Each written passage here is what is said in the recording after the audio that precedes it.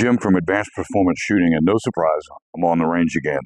I watched a great video from Mickey Shook on Carry Trainer about is the industry lying to you? And he brings out a ton of great points, and I'll try to remember to put the link to that video in the comment section for this one. Just a lot of very valid points. And one thing he brings out that really I think strikes home with me is a very normal question that is asked in the firearms training community is, what is good enough?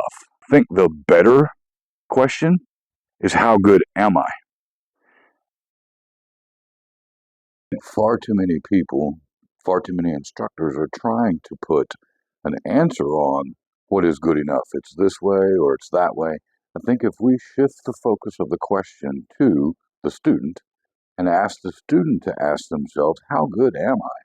And then we train to answer that question, we are working more towards a controlled capability for each individual student.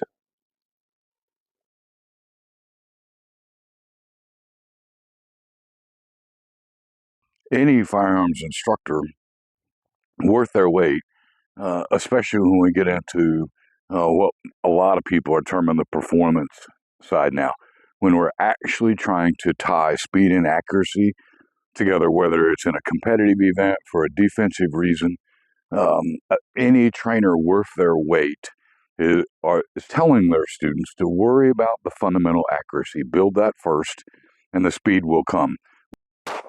It's not reasonable to think that I can control anything but my own actions and responses.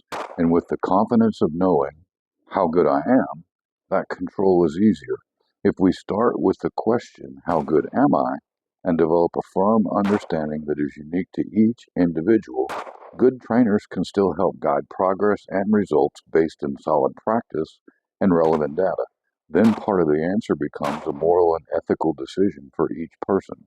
Am I good enough? If somebody just starting out, just learning to better defend themselves and their family, the Gila Hayes example of 5 shots, 5 yards, 5 seconds in a 5-inch circle, that's a great place to start. If they started asking the question, how good am I, without an outcome look, not their focus, but without understanding what an acceptable outcome might be, I think they might struggle in training. If we say the 5 shots, 5 yards, 5 seconds is where I want to be, then and they can answer that question, man, I'm that good.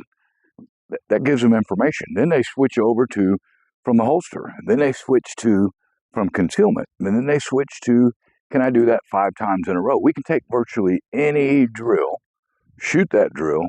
If I ask myself that question, man, how good am I? And if I'm lying to myself, if I'm a one-trick pony, if I have to stage everything, if it has to all be just right for me and I can get it right once in a while, that might not be the answer that I'm looking for. I want to see, for me, 5 shots in that 5-inch circle in 5 seconds every single time. Then I want to see it at 10 yards. Then I want to see it at 15 yards. And the whole time in my head, I know, man, I'm that good. I'm at least that good. I believe that there's actually an answer for the question of how good is good enough.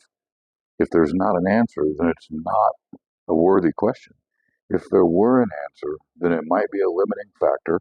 It might stop growth. It might keep somebody from reaching their fullest potential. Mickey brings out a great point in his video that it's not just about being good enough. It's not a call for mediocrity, and we should be working towards excellence. It's about being good enough. To me, that starts with the how good am I? And morally and ethically, can I live with the realistic, proven answer through skill, repetition, focused effort, and fundamental training? I don't think there's any way to know what's actually good enough. I think there's far too many variables. There's no way we could ever sort through all of those. But if I ask myself, how good am I? I don't need to know how good I have to be. That's random. There's no way for me to know that.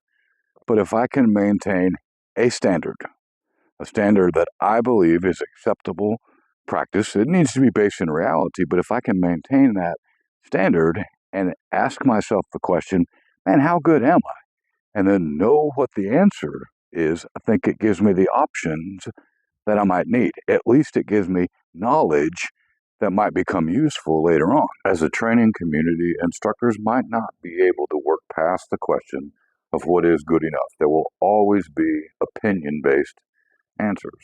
But shifting the question to the individual, how good am I?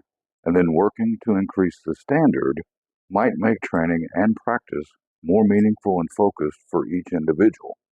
So asking myself the question to me that's more relevant is how good am I with a known metric or standard, mine or somebody else's?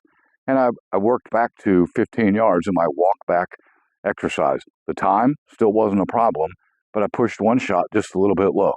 So I don't need to go farther back, not in today's practice. My answer for today is I am 10 yards that good, maybe 15 yards that good. And I can put my focus on fine-tuning those accuracy requirements that help me to meet a better standard or raise the standard that I'm trained at, still trying to answer that question, and how good am I? Pick the relevant standard and track the results in practice, develop the understanding of how good we actually are, not in an ego kind of way, but a firm understanding of our own capabilities. It's much easier to not be overwhelmed by the environment, to remain in control.